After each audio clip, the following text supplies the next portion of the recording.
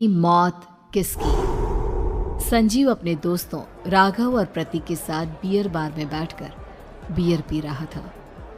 संजीव आज बहुत खुश लग रहा था। अरे यार, आज की पार्टी में तो मजा आ गया। तुम दोनों दोस्तों के साथ तो मेरी जिंदगी इतनी अच्छी है कि क्या बताओ कितनी अच्छी है। अरे भाई, अब दोस्ती की है तो जीना मरना सब साथ में। हाँ अरे अरे यार सुनो, जल्दी से एक बियर और ऑर्डर करते हैं ना, एक आखिरी, और उसके बाद ये जश्न यहीं खत्म हो जाएगा। अरे हाँ हाँ, क्यों नहीं। वेटर, जल्दी से 2 बियर की बोतल लेकर आओ। आज मेरे दोस्तों को जश्न मनाना है, क्यों? इतने में वहां पर एक बहुत सुंदर लड़की छोटे छोटे कपड़े पहनकर हाथ में बियर की बोतल लेकर उसके पास आती है। ये लीजिए, आपने बियर ऑर्डर की थी ना, मैं लेकर आ गई। क्या बात है यार, इस बार की वेटर तो बड़ी सुंदर है। अब बियर लेकर आई हो तो अपने हाथों से ही पिला दो ना। हाँ हाँ, क्यों नहीं, जैसा आप बोलोगे मैं वैसा ही करूँगी। क्या बात है यार, अब तो लगता है रोज यहीं आना पड़ेगा। उसके बाद वो लड़की उन तीनों को बियर सर्व कर देती है। पार्टी करने के बाद वो तीनों अपने अपने घर जाते हैं। प्रतीक, संजीव और राघव को उनके घर छोड़कर जैसे ही अकेला अपनी कार में आकर बैठता है तो अचानक उसे एहसास होता है जैसे उसकी कार की पीछे वाली सीट पर कोई बैठा हुआ है। वो तुरंत पीछे मुड़कर देखता है। तुम यहाँ क्या कर रही हो? और तुम मेरी कार में कब आई? अरे तुम तो बार में वेटर थी ना। बस ऐसे ही मेरा दिल कर रहा था आपके साथ आपके घर चलने का, इसलिए मैं आपके साथ चली आई। अरे लेकिन तुम मेरी कार में आई कब? अभी कुछ देर पहले तो यहाँ पर मेरे दोस्त बैठे हुए थे। प्रतीक के इतना बोलते ही उस लड़के का चेहरा खतरनाक तरीके से बदल जाता है। उसकी आंखें पत्थर की तरह सफेद और पूरे शरीर पर नीली नीली नसें उभर आती है। गाड़ी चलाओ, पूरी स्पीड में चलाओ, और अगर तुमने गाड़ी रोकने की कोशिश भी की तो मुझसे बुरा कोई नहीं होगा। डर की वजह से प्रतीक के पसीने छूटने लगते हैं। उसका शरीर बुरी तरह से कांप रहा था। प्रतीक बिना कुछ सोचे समझे कार को फुल स्पीड से चलाना शुरू करता है। चलते चलते वो शहर से दूर एक पहाड़ी पर पहुंच जाता है और सामने अब सिर्फ पहाड़ी का किनारा दिख रहा है, जिसे देख प्रतीक घबराकर अचानक से कार को ब्रेक लगाता है। देखो देखो देखो देखो, मुझे छोड़ दो मुझे। अगर मैंने गाड़ी जरा सी भी आगे बढ़ाई तो हम दोनों नीचे गिरकर मर जाएंगे। ये तो तुम्हें पहले सोचना चाहिए था ना। अब कुछ नहीं हो सकता।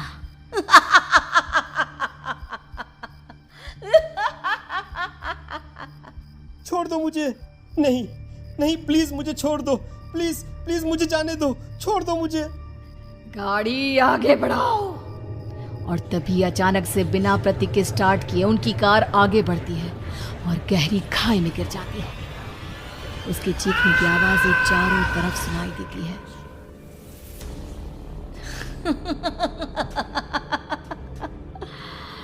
तुझे मारकर मेरे कलेजे में जल रही आग को थोड़ी शांति तो मिल गई, लेकिन अभी ये कहानी खत्म नहीं हुई। और फिर अगले दिन राघव और संजीव को पता चलता है कि प्रतीक की पहाड़ी से नीचे गिरकर मौत हो गई। अरे कल रात की तो बात है यार, हम सब बैठकर पार्टी कर रहे थे, लेकिन मेरी एक बात समझ में नहीं आ रही। राघव शहर से इतना बाहर उस पहाड़ी पर इतनी रात को क्या करने गया था? अरे यार, वही सोचकर तो मैं भी परेशान हूँ। हम दोनों को छोड़ने के बाद तो वो सीधा अपने घर जाने वाला था, और वो आत्महत्या क्यों करेगा भाई? कल रात तक वो कितना खुश था, हमारे साथ सेलिब्रेट कर रहा था। हाँ, लेकिन पुलिस ने तो यही कहा है कि प्रतीक ने अपनी कार को जानबूझकर पहाड़ी से नीचे गिरा दिया और आत्महत्या कर ली। अरे यार संजीव, मेरी तो कुछ भी समझ में नहीं आ रहा है। चल ठीक है, अब मैं अपने घर जाता हूँ। Okay, bye. राघव अपने घर में अकेला था। दोपहर का वक्त था। तभी दरवाजे की घंटी बजी। कौन है? अरे 1 मिनट रुको, अभी आता हूँ। राघव ने जैसे ही दरवाजा खोला उसने देखा कि सामने एक बहुत खूबसूरत लड़की खड़ी हुई है। कौन है आप और यहाँ किससे मिलने आई है? देखिए ना, बाहर बारिश शुरू हो गई थी, मेरी गाड़ी खराब हो गई है। आपका घर नजर आया तो सोचा कुछ हेल्प ले लेती हूँ। क्यों नहीं, आइए ना, आइए आइए। मेरे कपड़े पूरे भीग चुके हैं, क्या आपके पास टॉवल मिलेगा प्लीज? राघव अपने बाथरूम से एक टॉवल लाकर उस लड़की को देता है। थैंक यू सो मच, अब मैं चलती हूँ। अरे इतनी क्या जल्दी है? आप चाहे तो बारिश रुकने तक यहाँ पर रुक सकती हैं। हाँ। लड़की ने पलटकर राघव की तरफ देखा। नहीं, मुझे जाना होगा, मेरा काम बाकी है। और वो वहां से चली गई। उस लड़की के जाने के बाद राघव अपने बाथरूम में नहाने के लिए गया और जैसे ही उसने बाथरूम में देखा तो उसका टॉवल वहीं पर लटका हुआ था। उसने टॉवल हाथ में लिया तो देखा कि उसका पूरा टॉवल खून के धब्बों से सना हुआ है। अरे अरे ये क्या? ये टॉवल तो मैंने उस लड़की को दे दिया था। ये वापस मेरे बाथरूम में कैसे आ गया? और इस पर ये खून के धब्बे कहां से आ गए? राघव ने आईने में देखा तो उसकी गर्दन पर एक बड़ा सा चाकू का कट लगा हुआ था जिससे खून बह रहा था, जिसे देख राघव के होश उड़ गए। हाँ, अरे ये क्या? मेरी गर्दन इतनी ज्यादा कटी हुई है और मुझे दर्द भी नहीं हो रहा है। ये क्या हो रहा है मेरे साथ? राघव घबराकर बाथरूम से बाहर आया और अपना मोबाइल उठाकर उसने संजीव को फोन लगाया। संजीव जल्दी से मेरे पास आ जाओ। मुझे लगता है कुछ बहुत बड़ी गड़बड़ है, जल्दी आ जाओ। उधर से आवाज आई, लेकिन वो आवाज संजीव की नहीं बल्कि एक लड़की की थी। कुछ अजीब नहीं हुआ है, बस तुम्हारी मौत तुमसे मिलने आई थी और तुम्हें मारकर चली गई। अब तुम इस दुनिया का हिस्सा नहीं हो राघव, इसलिए तुम्हें अपनी गर्दन के कटने का दर्द भी महसूस नहीं हो रहा।